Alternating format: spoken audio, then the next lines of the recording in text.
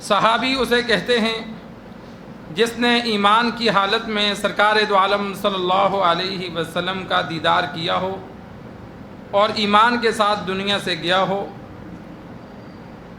آپ صلی اللہ علیہ وسلم کا دیدار کیا یا آپ صلی اللہ علیہ وسلم کی پاس بیٹھا ایمان کی حالت میں۔ بعض صحابہ نابینا تھے، وہ دیکھ تو نہ سکے لیکن ایمان لائے۔ ان میں مشہور صحابی عبداللہ بن ام مکتوم رضی اللہ تعالی عنہ ہیں کہ جو 17 بار، ایک بار نہیں، 2 بار نہیں، 17 بار آپ صلی اللہ علیہ وسلم جب مدینہ سے باہر گئے تو مدینہ میں نائب مقرر کیا اور اپنی جگہ ان کو امام مقرر کیا۔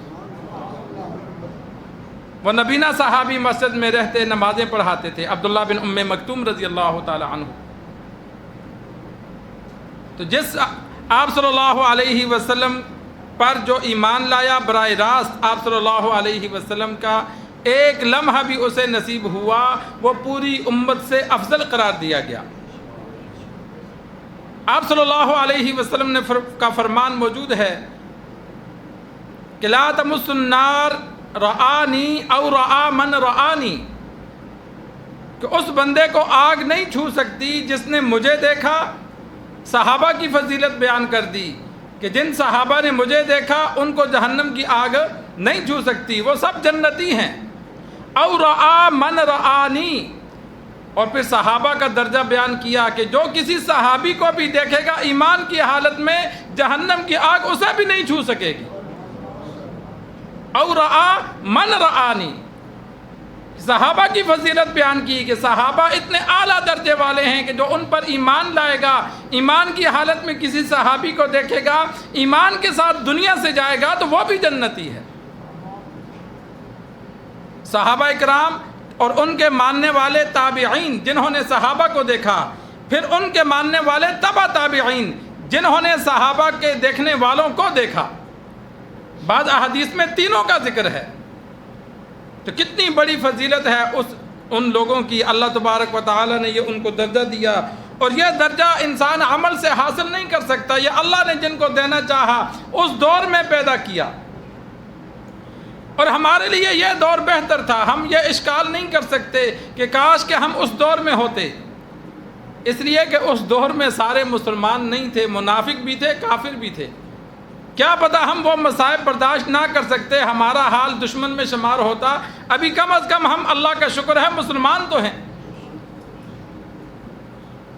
انتہائی مشکلات صحابہ نے برداشت کی، اسی وجہ سے سرکار دو عالم صلی اللہ علیہ وسلم نے صحابہ کو سند جاری کر دی، اصحابی کالنجوم فبأیہم اقتدیتم اہتدیتم، میرے صحابہ ستاروں کی مانند ہیں، جس کے بھی پیچھے چلو گے ہدایت پاؤ گے۔ بعض ستارے زیادہ چمکتے ہیں، بعض کم چمکتے ہیں، لیکن روشنی سب کی ہے۔ صحابہ میں بھی پچھلے جمعے جس طرح ذکر ہوا، بعض کا درجہ زیادہ ہے، بعض کا کم ہے۔ امی عائشہ رضی اللہ تعالی عنہا ایک مرتبہ آپ صلی اللہ علیہ وسلم ان کی گود میں سر رکھ کر لیٹے ہوئے تھے، آسمان صاف تھا، ستاروں سے دیہاتوں میں جیسا نظر آتا ہے ستاروں کا بڑا ہوتا ہے، ہم گن نہیں سکتے۔ پوری دنیا میں جہاں جاؤ آسمان صاف ہو بڑا ہوتا ہے۔ امی عائشہ رضی اللہ تعالی عنہ نے آپ صلی اللہ علیہ وسلم سے پوچھا کہ کوئی شخص ایسا ہے کہ جس کی نیکیاں آسمان کے ستاروں کے برابر ہوں؟ آپ صلی اللہ علیہ وسلم نے فرمایا ہاں، وہ عمر ہے۔ تو امی عائشہ رضی اللہ تعالی عنہ حیران ہوئیں کہ جب بھی اول نمبر آتا تو میرے والد کا نام ابو بکر رضی اللہ تعالی عنہ کا نام آتا تھا، اور آج عمر کا نام لیا تو فوراً کہا میرے والد کی نیکیاں کہاں گئیں، میرے والد کا درجہ کم ہو گیا۔ آپ صلی اللہ علیہ وسلم نے فرمایا عمر کی پوری زندگی کی نیکیاں ابو بکر کی ایک رات کی نیکی کے برابر نہیں ہیں۔ غار ثور میں 3 راتیں گزاری، وہاں آپ صلی اللہ علیہ وسلم کے ساتھ فرمایا وہ راتیں اتنی قیمتی تھیں، اتنا اللہ نے اجر دیا کہ عمر کی ساری زندگی کی نیکیاں اس ایک رات کے برابر نہیں ہو سکتی۔ پہلا نمبر ابو بکر رضی اللہ تعالی عنہ کا، دوسرا عمر فاروق رضی اللہ تعالی عنہ کا۔ ہر صحابی کی ایک خاصیت ہوتی تھی، ابو بکر رضی اللہ تعالی عنہ نرم دل تھے، عمر فاروق رضی اللہ تعالی عنہ سخت طبیعت کے تھے۔ اسی وجہ سے سرکار دو عالم صلی اللہ علیہ وسلم کا فرمان موجود ہے، ایک مرتبہ عورتیں آپ صلی اللہ علیہ وسلم کے پاس بیٹھیں تو بلند آواز سے گفتگو کرنے لگیں، جس طرح شکایت وغیرہ کرتی ہیں تو ایک دوسرے سے بڑھ کے باتیں کرتی ہیں۔ ادھر سے عمر فاروق رضی اللہ تعالی عنہ تشریف لائے تو بھاگ گئی۔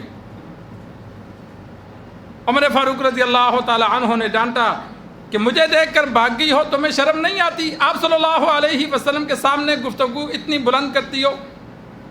تو انہوں نے آگے سے کہا آپ صلی اللہ علیہ وسلم اعلیٰ اخلاق والے ہیں، تو غصے والا ہے۔ عمر رضی اللہ تعالی عنہ ان کو برا بلا کہنے لگے تو آپ صلی اللہ علیہ وسلم نے منع کر دیا کہ عمر رک جا، تو جس گلی سے گزرتا ہے شیطان وہ راستہ چھوڑ دیتا ہے، کہ تیری طبیعت اتنی سخت ہے کہ اللہ نے تجھے یہ وصف دیا، یہ تجھے فضیلت دی کہ جس راستے سے تو گزرتا ہے وہ راستہ شیطان چھوڑ دیتا ہے۔